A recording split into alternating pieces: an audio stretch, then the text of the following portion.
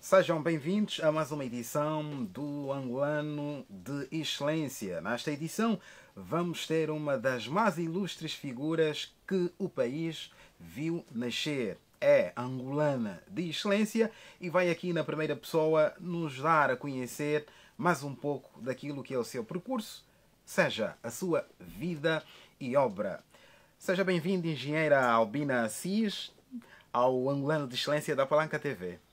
Muito boa noite e muito obrigada, e mais uma vez obrigada pelo convite que me foi dirigido. A sociedade, a partida, pode considerar, e daquilo que vai tendo em contato sobre a senhora, como uma mulher de sucesso. A pessoa que a senhora é hoje, em termos profissionais e até mesmo como cidadã, é a mulher que sonhou um dia, quando mais criança, quando mais jovem? Bom, é muito difícil dizer que como jovem se sonha ser o que somos hoje. Nós vamos sonhando. Da meninice passamos para a juventude, da juventude pensamos na formação e vamos progredindo, quer dizer, nós nunca pensamos que vamos chegar onde chegamos, mas vamos chegando com o nosso esforço, quer dizer, não é bem, vamos realizando. Sonhou ser engenheira? Eu ser engenheira sonhei, isso pode ter a certeza. Eu tenho uma história muito interessante, não como sendo engenheira, mas com a química. Eu quando fiz a minha prova da quarta classe, a prova oral da quarta classe, a lição que escolhi foi Maria Curie. E eu, a química francesa. É verdade, Prémio Nobel da Paz. E eu pergunto-me agora, depois desses anos todos, como foi possível eu com 9 anos ter escolhido Maria Curie? Será que eu já tinha o instinto da mulher e do papel das mulheres cá no meu subconsciente? Pois é. Porque era muito criança. Eu fiz a quarta classe com 9 anos de idade, era muito pequenina. Mas escolhi Maria Curie e que admirei o júri, porque naquela altura nós fazíamos o exame da quarta classe na escola 7, ali perto onde é hoje o nosso governo da província de Luanda. Exato. E tínhamos um júri de 3 pessoas e 3 professores desconhecidos. Estamos a falar daí de 1955, 56. 1955, não, 1954. São anos mais do meu século. Fala isso, com que sentimento é que fala da sua infância? O que é que experimenta quando está a falar da sua infância, Luanda dos anos 50? Um sentimento de felicidade de ter passado por ela e ter conseguido chegar até onde cheguei. Porque a nossa infância marca-nos e essa minha infância marcou-me, pelo menos como estudante.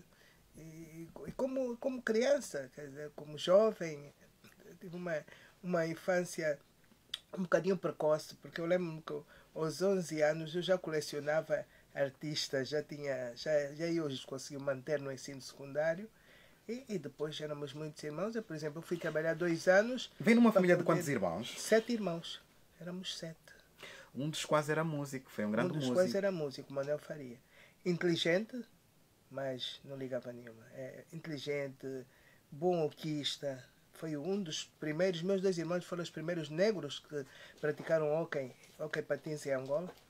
E a volta da figura de ser irmão nasce muitos mitos. Eu já cheguei a ouvir que ele levantava, era um homem muito forte, e levantava o barril de fino com os dentes. É verdade, engenheiro? Não é possível. Ele não era assim tão forte.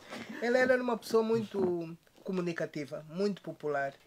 Ele estava bem em qualquer meio. Ele tanto se sentia bem no centro do Avalade na Baixa, como estava bem no centro do Rangel ou no centro de Viana. Como bom angolano. Como angolano. Não tinha problemas. Ele estava bem em todo lado e com toda a gente. Quer dizer, tinha uma maneira de ser completamente desinibido. Completamente desinibido, este meu irmão, o artista. Pronto. E que deixou, eu estou feliz porque deixou sucessores, não muito nos filhos, mas nos sobrinhos. Temos o Daniel, que é o Daniel Nascimento. É um sucessor do tio. E não sei, acontece muitas vezes que os sobrinhos sucedem os tios. E tenho um filho que, sendo nutricionista, gosta mais de ser artista que nutricionista. Ele fica feliz quando pega no seu piano, quando pega na sua viola, quando compõe a sua música. Ele é muito feliz. A senhora também gosta muito de música. Gosto de música. Nasci num meio de música. Pronto. Eu lembro que quando nasci, pequenina, tinha 2, 3 anos, meu pai já tinha giradisco. Aquele giradisco da agulha. Da agulha. Em 1955, quando meu pai morreu, nós já tínhamos aquele giradisco grande que punham-se muitos discos e caíam e tocavam. Aquele, mais ou menos, quase automático. Punham. Já tínhamos isso. Eu uma vez, quando disse às pessoas que eu aprendi a dançar tango nos pés do meu pai, pequenina. Porque ele gostava muito de tango, tínhamos muitos tangos em casa e outras músicas, os baiões. E então ele punha-me em cima dos pés dele para eu dançar o tango. Portanto, eu nasci praticamente no meio da... Que músicas é que ouviam? Estamos a falar de... Naquela altura havia rumba, Luís Calaf, Luís Quintero. Havia música. Muito boa música. Muito boa música. Por força das circunstâncias é obrigado a trabalhar, parar os estudos e trabalhar muito cedo. Trabalhei 2 anos, dos 17 aos 18, dos 18 aos 19. Mas como felizmente tive sempre uma vocação para o estudo, eu aos 19 anos, contrariamente a tudo, e sei que a minha mãe precisava de que eu trabalhasse, já estava habituada àquilo que eu ajudava, mas eu tive mesmo que estudar. Eu disse à minha mãe, eu tenho que estudar, eu não posso ficar subjugada a este sistema. E fui estudar. Como tinha dispensas de aptidão e não sei o quê, entrei para o Instituto Industrial. E com algumas dificuldades, por estar 2 anos fora do ensino, mas lutei e nunca perdi ano nenhum. Fiz os 4 anos do Instituto Industrial que dava aquilo que chamam hoje os engenheiros técnicos. Fiz esses 4 anos, fui trabalhar, porque precisava de apoiar o meu marido que se estava a formar.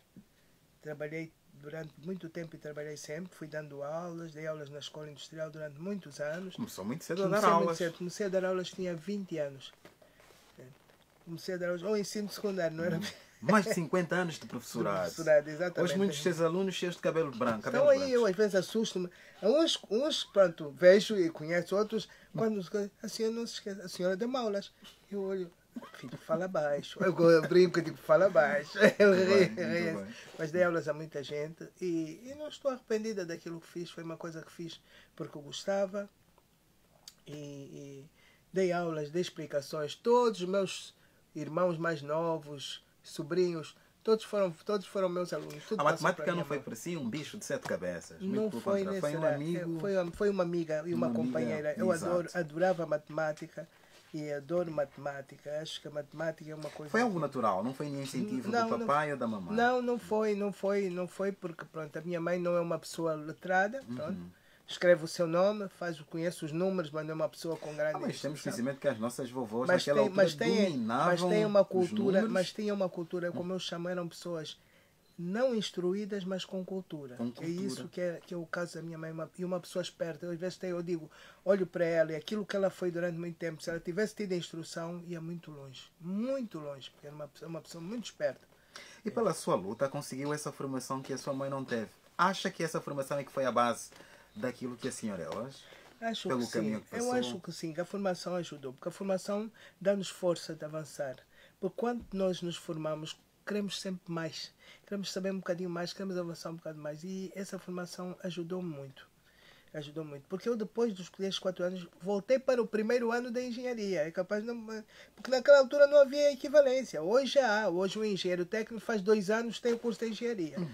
No meu tempo não. Voltei para o primeiro ano, mas eu disse, mas eu vou fazer mesmo a engenharia. Então havia uns fulanos amigos, disse, vocês só vão parar quando for. Eu e uma colega, vocês só param quando forem ministros. Eu disse, não, deixa fazer.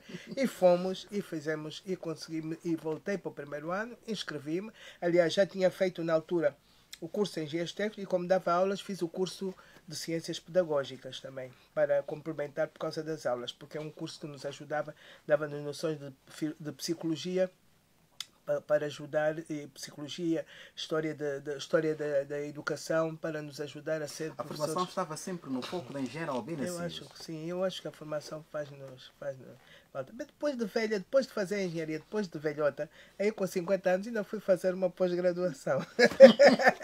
Quer dizer que ainda não me perdeu o bichinho Não, da formação. fiz Muito uma bem. pós-graduação, fiz um MBA aqui com a Escola Brasileira Getúlio Vargas e gostei por uma razão, porque como engenheira não tinha grandes conhecimentos de economia e eu precisava de ter algumas bases de economia mesmo para a minha vida e para a minha própria capacidade de reflexão.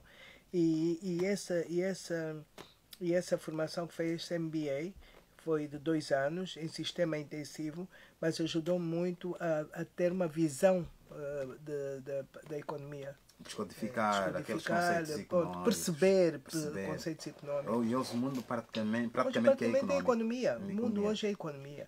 Aliás, neste meu MBA, havia não engenheiros, éramos, parece, 2 ou 3. Na maior parte havia médicos, havia economistas, havia professores, havia muita gente a fazer. Éramos uma turma relativamente grande a fazer este MBA, exatamente porque é a nossa complementaridade. A economia é uma complementaridade para quem vive neste mundo global. Muito bem. Ainda no seu percurso, muito cedo também torna-se a diretora do Laboratório Nacional de Análise. Fui diretora, isto foi assim, eu estava no ensino, entretanto veio a independência, chamaram para o Ministério da Educação.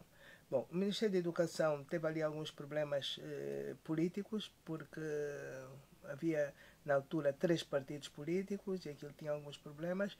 E eu, com a formação que tinha, como já estava antes mesmo da independência para ir para o Ministério da Saúde, fui para o Ministério da Saúde dirigir este laboratório, porque eu estava para fazer no Ministério da Saúde uma formação em termos daquilo que se chama higiene do trabalho, em que nós estudamos e testamos os ruídos, os sons, tudo aquilo que no trabalho pode prejudicar o trabalhador. Então criam-se laboratórios de qualidade para poder ajudar as empresas. Então podemos ir, por exemplo, uma empresa que trabalha com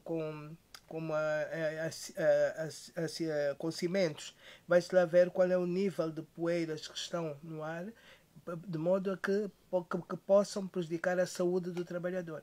E era essa área que eu estava... boas práticas. Exatamente, boas práticas. Era esta área que eu estava a seguir e foi essa área que me levou aí para o Ministério da Saúde.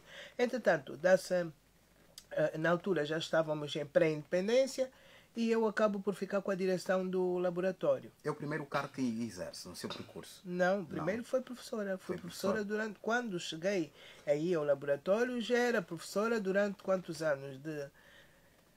Faça a conta de 67 a 75, que foi o ano da independência, já era professora praticamente há 11 anos. Há 11 anos não, há 67, 65, há 8 anos. Já era professora há 8 anos. Continuei a dar aulas, porque eu achava, porque nessa altura nós já, que éramos pessoas que já vínhamos lutando por processo de libertação do país, achávamos que o país tinha falta de quadros.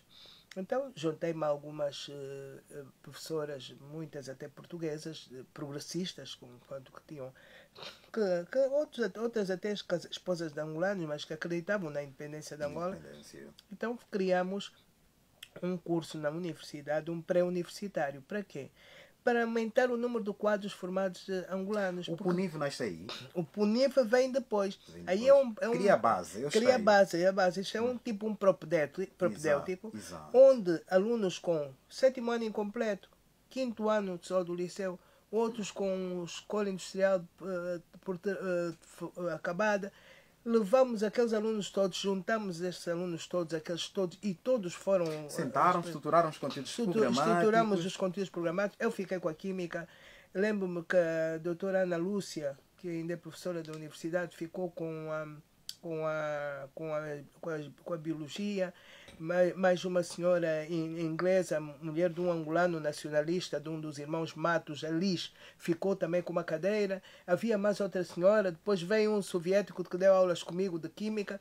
Resultado, isto foi a nossa parte da parte das ciências. Depois, de forma similar, criou-se também um pré-universitário do lado das letras, para onde foram aqueles alunos que futuramente foram fazer direito, foram fazer economia. Então, estes 2 anos que nós fizemos, que começamos em 75 e fomos parar, eu deixei aquilo em 78. Estes 2 anos foi mais ou menos uma alavancagem para os quadros que temos hoje.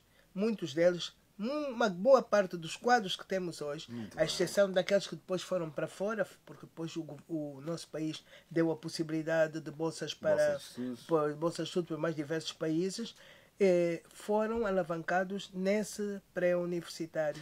Houve também uma página negra na história do país que dizimou muitos quadros que acredito que tenham passado por esse processo. 77, passaram, o 27 de maio, foi uma página que nós, devemos reanalisar para que ela nunca mais volte a acontecer no nosso país.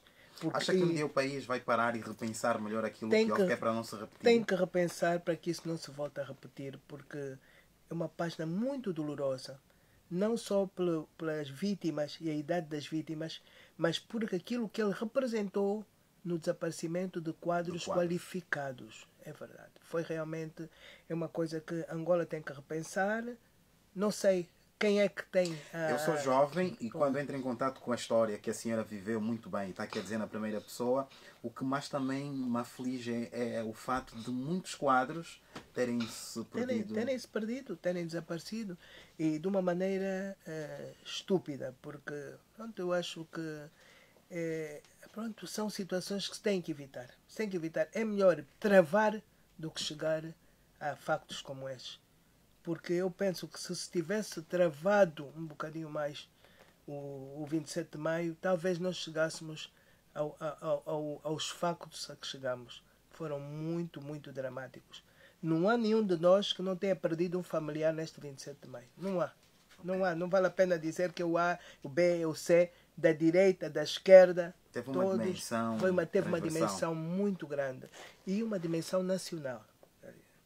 Eu ia perguntar, o sentimento que moveu a engenheira e as pessoas, as outras senhoras, mais do que querer ver as pessoas formadas, acho que foi algo patriótico, algo de nação, não? Sim, é patriótico, porque nós achamos que, eu, pelo menos desde muito nova, que tenho a noção que um país não se desenvolve sem quadros qualificados. E eu dou sempre o exemplo do Japão. Um país pode não ter grandes riquezas como nós temos. Nós feliz ou infelizmente, eu já digo infelizmente, não só vamos ter a riqueza humana em quadros, como temos a riqueza toda essa que a natureza nos deu. Que temos o subsolo, um solo rico, um subsolo rico. Quer dizer, nós, infelizmente, um país cheio de potencialidade. Mas a ideia é essa, é que não é possível em tudo. E essa ideia que eu tenho não é só em relação à economia. Até no desporto, nós queremos quadros qualificados, vamos dar formação no desporto. Em todas as áreas queremos evoluir, e Angola é um país de pessoas que gostam de evoluir. Eu sou um bocadinho, as pessoas dizem você é uma doente por Angola. Não sou doente por Angola, porque eu acredito no meu país e acredito no meu povo. E eu acho que se nós fornecermos as facilidades, se fornecermos as ferramentas, nós vamos longe, podemos chegar longe. Muito bem. Em 85 tem aqui informação que a senhora assume a subdireção da refinaria de Angola, a FINA. Já foi uma das grandes empresas. Eu, quando miúdo, ouvia muito falar da Petrofina. A Petrofina. Eu trabalhei na Petrofina. Como chego lá? É assim. Eu estava no Ministério, como no laboratório, mas sou engenheira. E eu sentia que na saúde não davam... Quer dizer, nós não estávamos bem enquadrados. Porque na saúde, o que é que havia de engenharia? Havia uma eletromedicina que infelizmente tinha quase desaparecido na altura da independência. Havia esse laboratório, que era um laboratório de saúde pública, que foi-se aguentando com um esforço muito grande, porque eu dei formação a muitos quadros para entrarem, chamei muitos quadros porque eu conhecia, como conhecia os estudantes, chamei muitos dos meus estudantes para trabalharem ali e então mantive o laboratório. O laboratório controlava tudo que era alimentos que entravam no país. Naquela altura das nossas dificuldades, muita gente quis pôr aqui tudo, como quem diz, eles têm fome, recebam tudo, mas nós recusamos muitas vezes. Mesmo com a nossa fome, recusamos muitas vezes alimentos estragados, recusávamos e mandamos deitar fora. Estava em causa a Em saúde pública. E de vários países europeus fizemos isso. Não tivemos receio. O que tínhamos ali, inclusivamente, há uma história que muita gente conhece, que é a história de um vinho que veio do Brasil. Este vinho chegou aqui, não era um vinho no verdadeiro sentido da palavra vinho, porque vinho é um produto que tem uma definição. Vinho é um produto resultante da fermentação da uva. Exato. Pode ter alguns aditivos, pode ser, mas a base do vinho é a fermentação da uva. Quando ele não é feito dessa maneira, ele não é vinho. Pode ter a cor de vinho, mas não é vinho. E o que nós estávamos aqui a beber na altura era uma coisa que tinha a cor de vinho e não era vinho. Não tinha essência. Não tinha. Entretanto, nós recebemos uma comunicação da presidência, através do nosso ministério, vinda da presidência, para analisar o vinho e dizer se era ou não vinho. Bom, naturalmente que eu, dentro dos poucos recursos que tinha, eu consegui provar que não era vinho.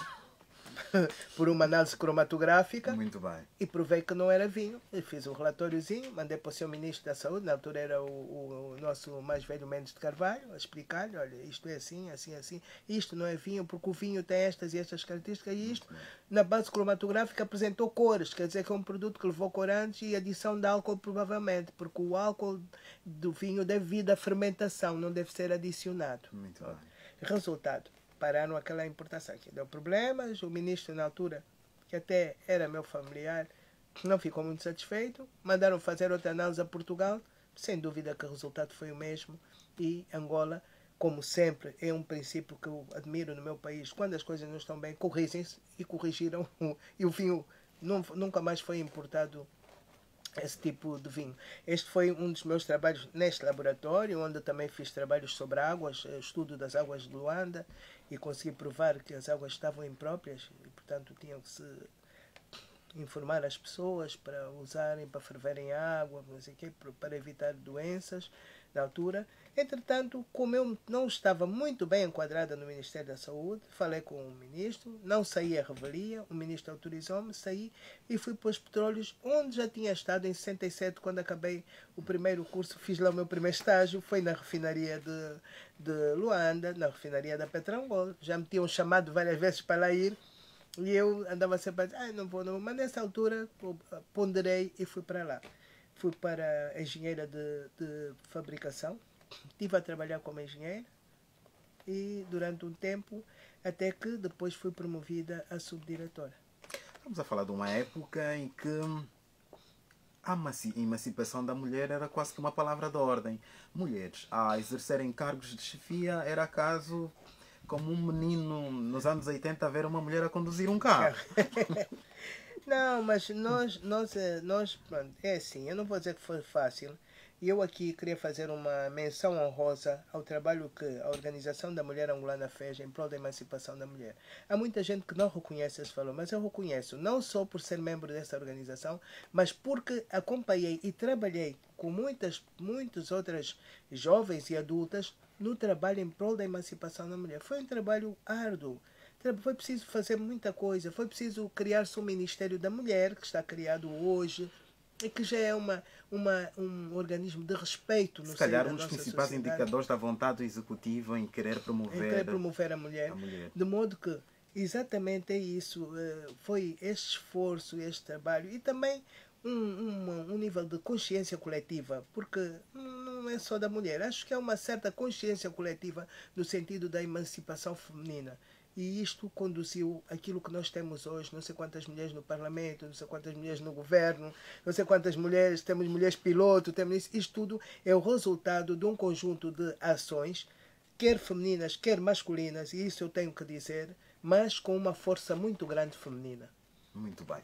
Não sei se há um outro registro, mas o que nós temos até então, a engenheira foi a primeira mulher a exercer o cargo de presidente do Conselho de Administração de uma empresa da dimensão da Sonangol.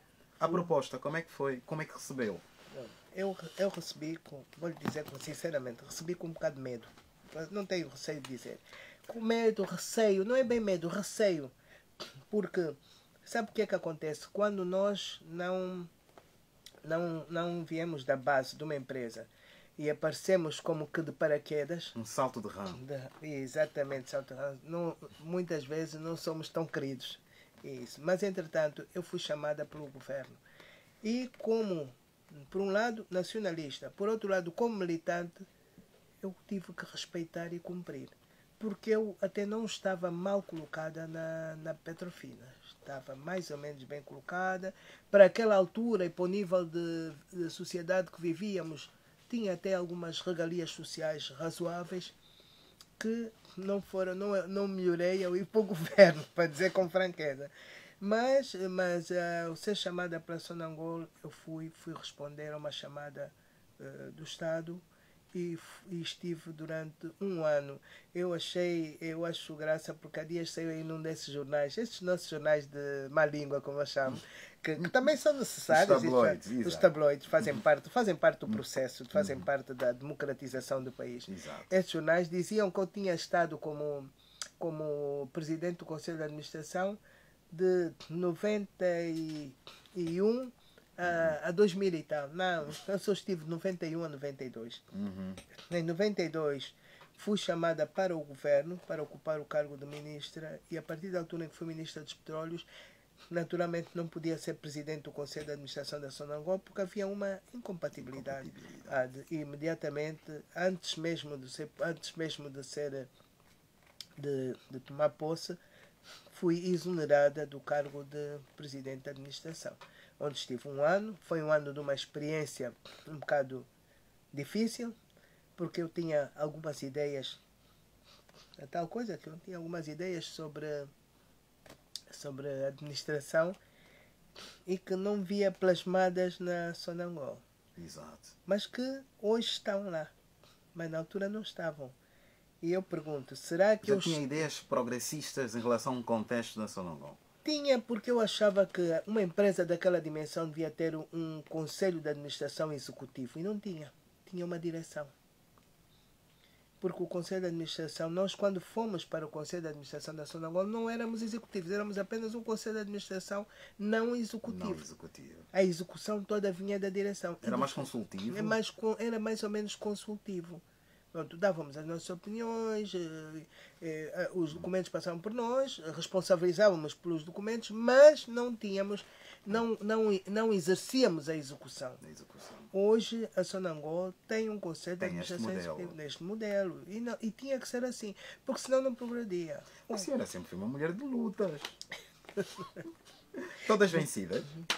Algumas não, nem todas foram vencidas, mas as lutas são assim, umas vencem-se, outras perdem-se, mas exato, perder uma batalha não significa perder a guerra. Muito bem. Chega a ministra. Chego a ministra, pois. Aí fica mais tempo? Fico mais tempo, foram 6 anos, também de muito trabalho. Eu vou-vos dizer que trabalhei muito e fiz um esforço muito grande para me adaptar ao governo, porque eu gosto de conhecer as coisas, então eu até deixei de ir à praia para poder passar às vezes os domingos a estudar. Um aspecto que me chama muita atenção, na altura mais jovem, na sua administração enquanto ministra dos Petróleos, é que foi um período em que houve concessão de muita bolsa de estudos. A formação sempre, a vontade de querer formar pessoas sempre acompanham a senhora. Faz parte do meu espírito. Eu digo sempre às pessoas, ainda hoje eu vim a descer, vou dar um exemplo, eu vim a descer e temos um jovem, um miúdo pequeno, relativamente pequeno não, já é adulto, mas que está a trabalhar na limpeza. E eu perguntei ao meu motorista, vocês já aconselharam este jovem a estudar? E o meu motorista disse, não sei, se ele parece que já está a estudar. Eu disse, porque ele é novo, ele não vai ficar toda a vida a limpar o pó. Ele tem que estudar. Quer dizer, sempre fez parte da minha maneira de ser a evolução das pessoas e a mudança de condição social das pessoas. E isso só se consegue com educação. Não vale a pena pensar que se pode fazer. Nós não podemos ir longe sem essa. Mas é engraçado e é interessante que também é uma coisa que já vem de criança. Eu tenho o meu pai faleceu muito cedo, mas eu era pequena. e eu ia fazer, como disse, os meus exames lá numa escola perto do governo da província de Luanda, que não tinha nada a ver com a minha escola primária, com professores diferentes, aquilo era terrível. Era como um júri hoje de uma tese, para nós, pequeninos. E eu vinha lá e havia reprovações de alguns alunos e normalmente negros. E eu vinha de lá às vezes triste. E disse para o meu pai, eu não me lembro, pequena, vinha do exame não sei se da quarta classe. Oh pai, eu vou ser professora. E meu pai dizia, mas porquê? Vou ser professora porque tenho pena daqueles meninos que reprovam. Quer dizer, eu pensava que sendo professora, talvez pudesse ensinar as pessoas e não reprovarem. Eu vou ser professora, tenho pena daqueles meninos que reprovam, porque no nosso tempo saiu uma pauta do ensino primário, como sai hoje no ensino secundário e no coisa, saía ali os nomes, fulano aprovado, fulano reprovado, fulano não sei o que ali, com o vermelho, com tudo ali, e tudo, e misturavam-nos. Nós não, quando fôssemos fazer o tal exame primário, não era por escolas, era por nomes.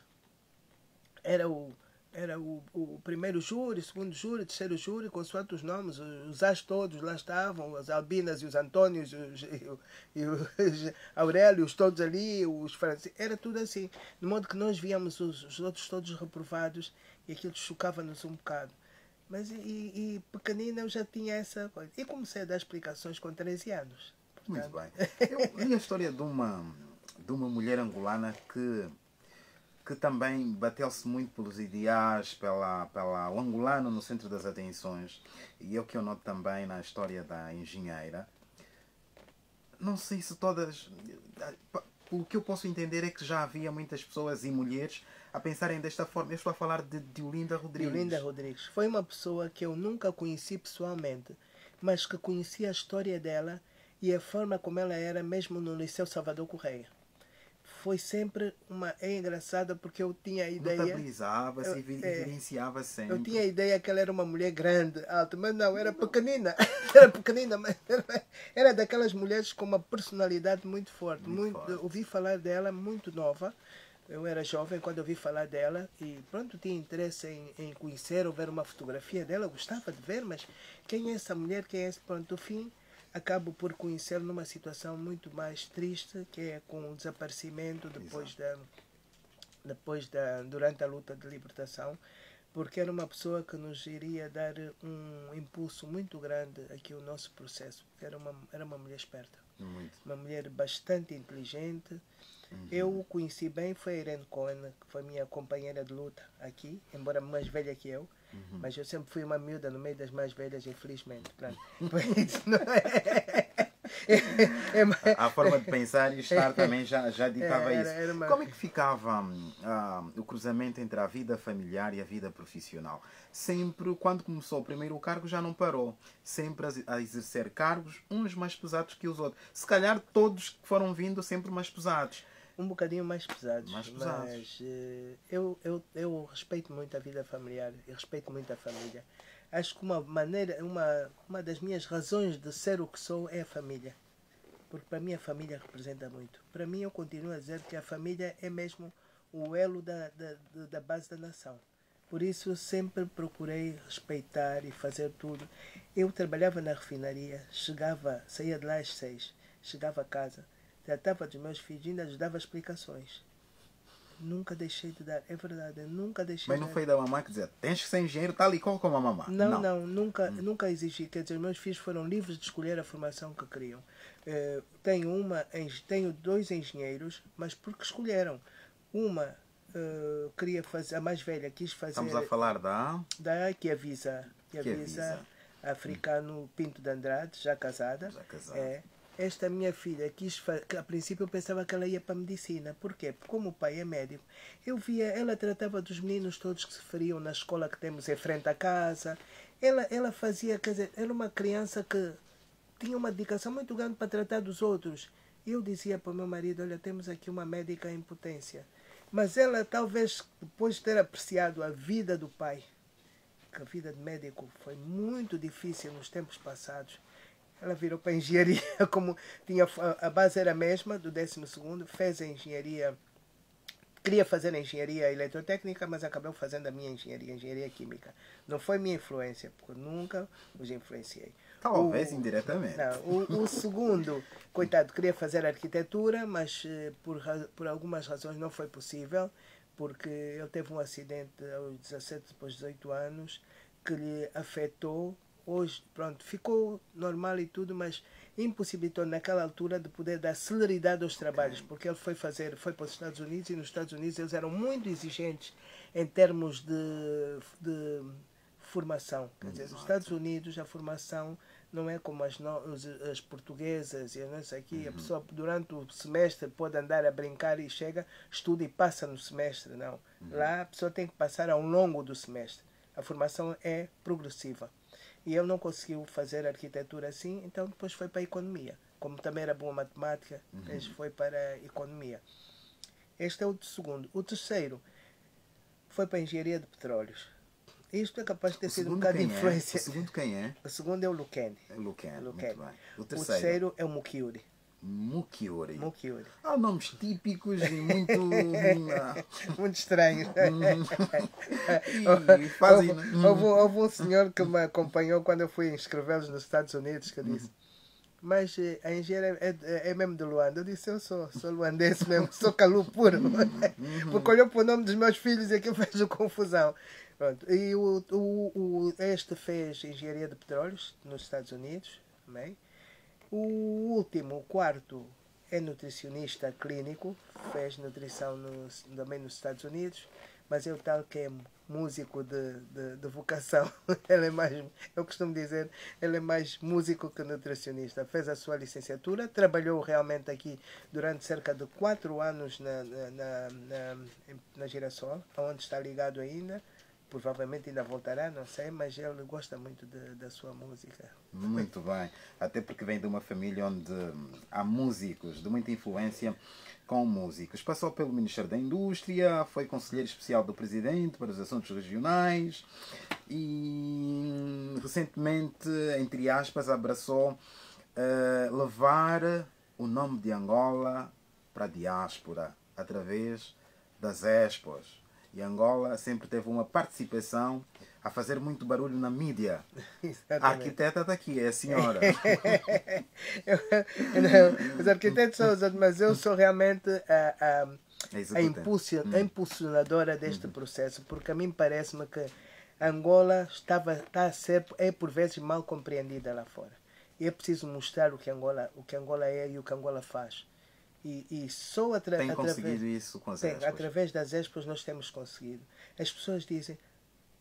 Eu lembro-me que já quando foi da Expo, mesmo do Japão, as pessoas já ficaram impressionadas. Então, quando foi da Expo de Saragossa, eu vi angolanos que estavam lá fora, na diáspora da Espanha, além dos espanhóis que nos acolheram de uma maneira extraordinária, visitávamos, era a família. A neta diz: eu trouxe o meu pai, eu trouxe o meu avô, toda a gente nos visitava. De tal maneira que houve um país de língua portuguesa que disse: Angola não pode ter essas visitas todas, o que é que se passa? E porque nós diariamente tínhamos que apresentar o número de visitantes que tínhamos. E eu chamei a organização e disse: ponham aqui um homem da organização a contar as nossas visitas e depois vejam. E eles foram lá, contaram e disseram: são as visitas que têm. Isto em Espanha. Mas houve cenas interessantes de angolanos na diáspora que, quando chegaram e viram: mas o nosso país é isto, o nosso país está assim, choraram. Houve um que chorou a olhar para a coisa, porque pensamos que Angola estava no abismo. Não estamos cá em cima. A imagem que o Ocidente passa. O Ocidente passa uma imagem muito má. Só passa as coisas más de Angola. As coisas boas não passam. E temos que ser nós, os angolanos, a levar as coisas boas lá para fora e mostrar. A estratégia de comunicação parte daqui. Parte daqui. Tem que passar. Nós temos que ser nós. Nós é que temos que dizer: nós somos isto, nós fazemos isto, nós estamos assim, nós estamos porque nós fazemos. A Itália consolidou essa ideia. Consolidou essa ideia. Por isso é que tivemos 2 milhões de visitantes. 2 milhões. Tivemos 10% dos visitantes totais da Expo. Foi um recorde extraordinário. Era dos poucos pavilhões africanos, praticamente pavilhão africano grande. Através da Expo atrai-se capital estrangeiro, atrai-se muitos investimentos. Porque eles vêm. Ainda agora tem os italianos atrás de mim com projetos que eu vou encaminhando para os ministros respectivos, porque a mim parece-me que a nossa não é fazer negócio, a nossa missão é dirigir, é dizer, explicar o que é que nós temos, o que é que nós somos capazes de fazer, dar a conhecer as nossas potencialidades e, quando estas coisas chegam, dirigir para os respectivos ministros das pastas para que eles resolvam, porque essa parte já não é nossa. A gente já fizemos a nossa parte enquanto lá estivemos. Muito bem. Atualmente Angola já experimentou, passou pelos petróleos e até hoje o setor petrolífero continua a ser a mola impulsionadora da economia angolana, com respaldo social. Aquilo que é a realidade do país em termos sociais, pela evolução que teve, já lhe agrada, já lhe satisfaz, ou ainda há muito que se fazer, ou muita coisa ainda o deixa triste? Olha, eu vou lhe dizer que muita coisa me deixa triste. Eu não sei mentir, porque muito se tem feito, mas realmente nem toda a gente tem respondido ao seu papel ali onde eles estão. Porque não é admissível que numa altura destas nós estejamos a passar porque estamos a passar, pelo menos neste momento. Já não era, porque nem nos primeiros anos de independência que tínhamos dificuldades, não passamos por essa situação. E estamos a passar hoje. Porquê? A falta de cumprimento por parte de quem deve. Cada um deve fazer o seu papel, deve cumprir.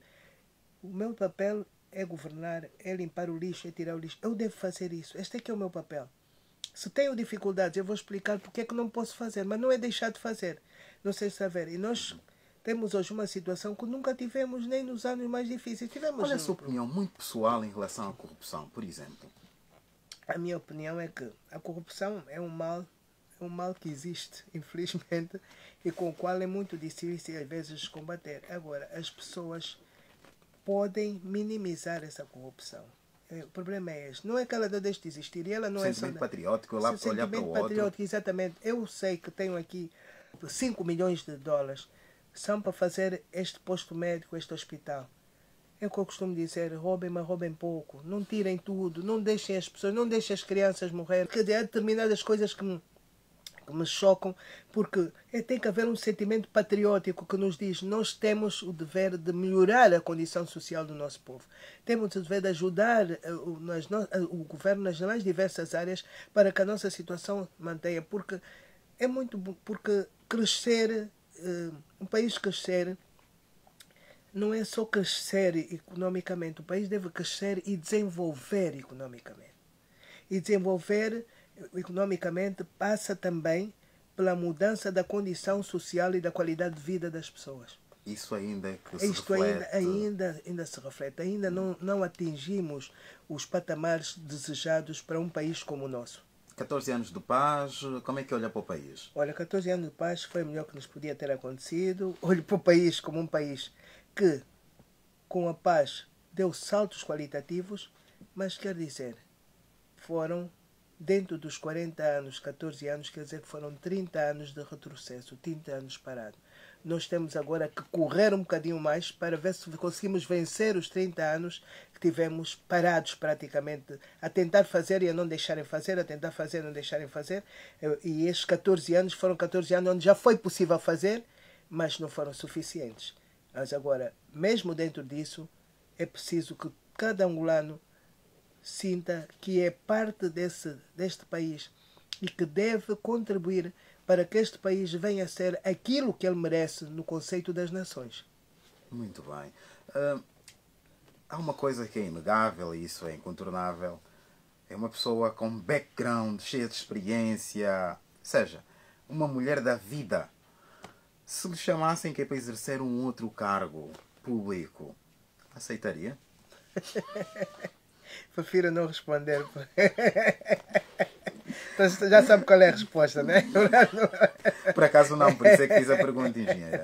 E com certeza que os nossos telespectadores também estão ansiosos. Mas é difícil, quer dizer, já não tenho idade. Hoje a minha idade já não é. Já é para coisas mais mais soft, mais calma, já não é... Os cargos, essa seria a nossa última pergunta. O que é feito de uma pessoa que tanto deu por esse país hoje em dia? Os netinhos à volta, um pouco de golfe, sei que um dos seus hobbies preferidos é o golfe. Verdade, eu gosto muito do golfe. Gosto muito, adoro os meus netos, que foi a melhor coisa que Deus me deu. As minhas netas e o meu neto, porque eu só tenho um neto, o meu Pedrocas. O resto é tudo meninas, mas adoro as minhas netas e os meus netos.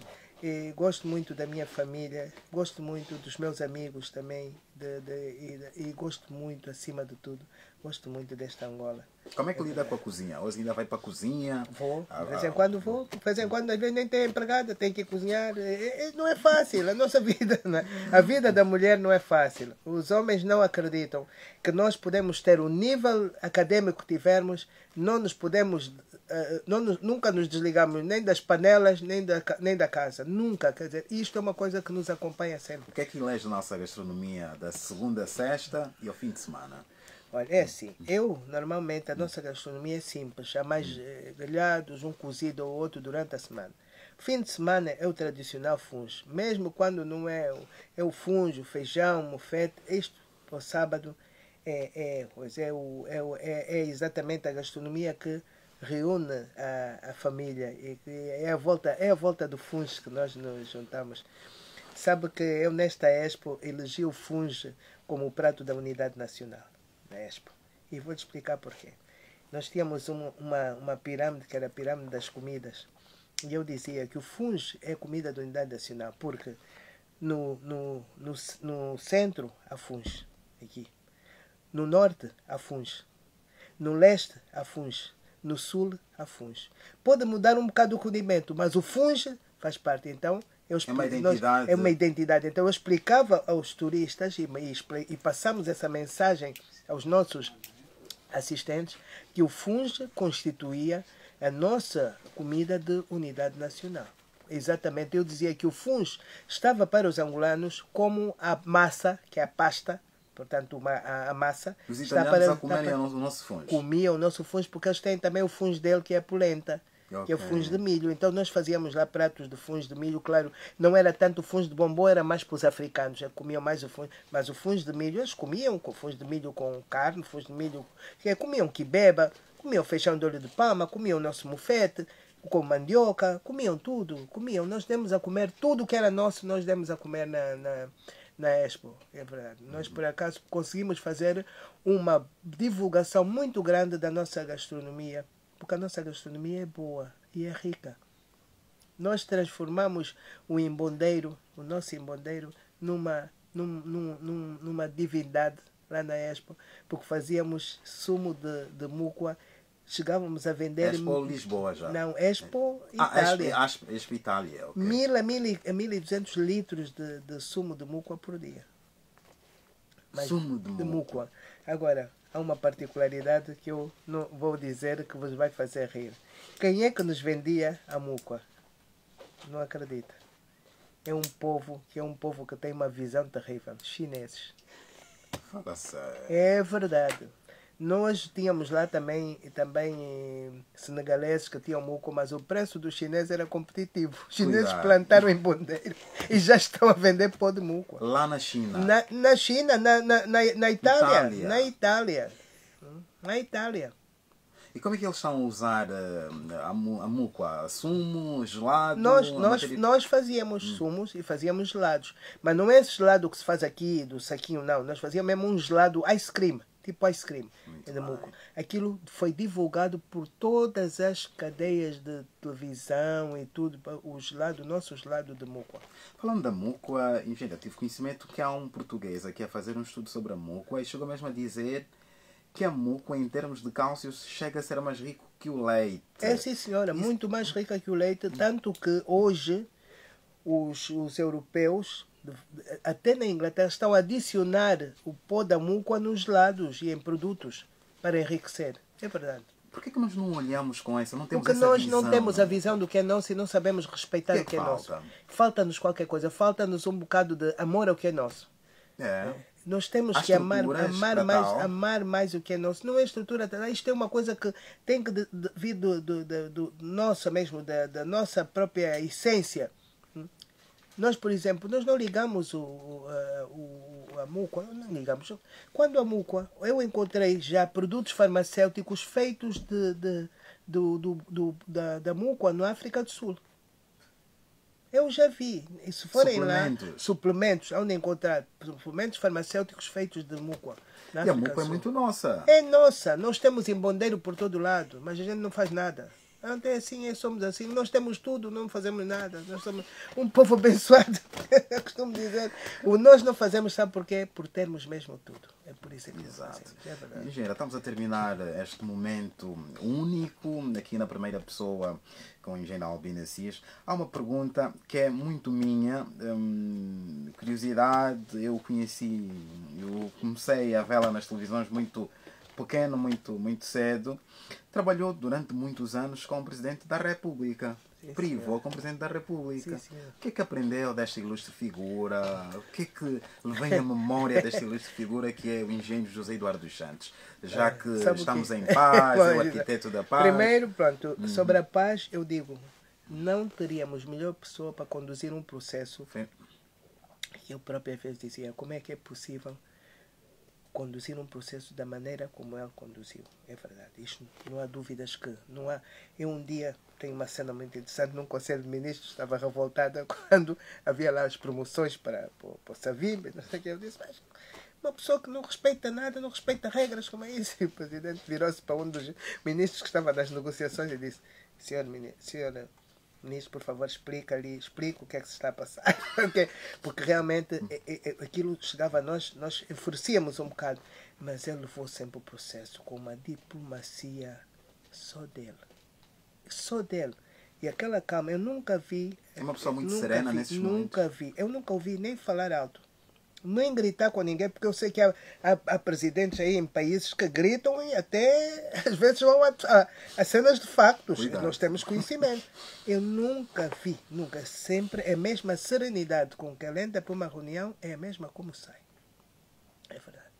E essa qualidade, essa calma, para quem lida com ela, ajuda a pessoa também a saber conviver com os outros. E conviver, essa serenidade faz falta na boa convivência e ajuda-nos a gerir melhor as coisas, porque às vezes as exaltações não conduzem a nada. Esta serenidade é boa, porque às vezes há assuntos que a gente diz, vamos já arrebentar com tudo, mas se uma pessoa for calma e serena, não arrebenta nada. Ouve, vê, acalma, pensa e vai calmamente até a resolução dos problemas. E nesse aspecto ele tem essa qualidade, é uma pessoa que realmente tem qualidades, cada um são qualidades inatas, isso nem todo no mundo, nem sempre nasce gente com estas qualidades, são qualidades inatas, nem toda a gente, ou então é uma autoeducação também, porque além dessa qualidade inata, a pessoa também faz a sua autoeducação, que todos nós devíamos fazer, essa nossa autoeducação, para podermos conduzir as coisas com essa calma e essa serenidade que eu admiro aqui no nosso, como eu digo, no nosso chefe.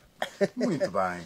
Mais do que uma entrevista, uma conversa, foi uma aula de sapiência, foi experiências, história de vida desta que é a grande mulher, Albina Cis, uma história inspiradora, com certeza que muitas mulheres, e não só, muitos homens também, que ouviram, acompanharam este momento que acabamos de ter com a engenheira Albina Cis, uma mulher de ofícios, uma mulher cheia de experiência e que desde cedo começou a mostrar, a despertar no seu ego o sentimento de patriotismo e muito fez para materializar este sentimento. Foi bom ouvir da engenheira que se juntou a outras para formarem então angolanos esses que hoje estão a servir o país.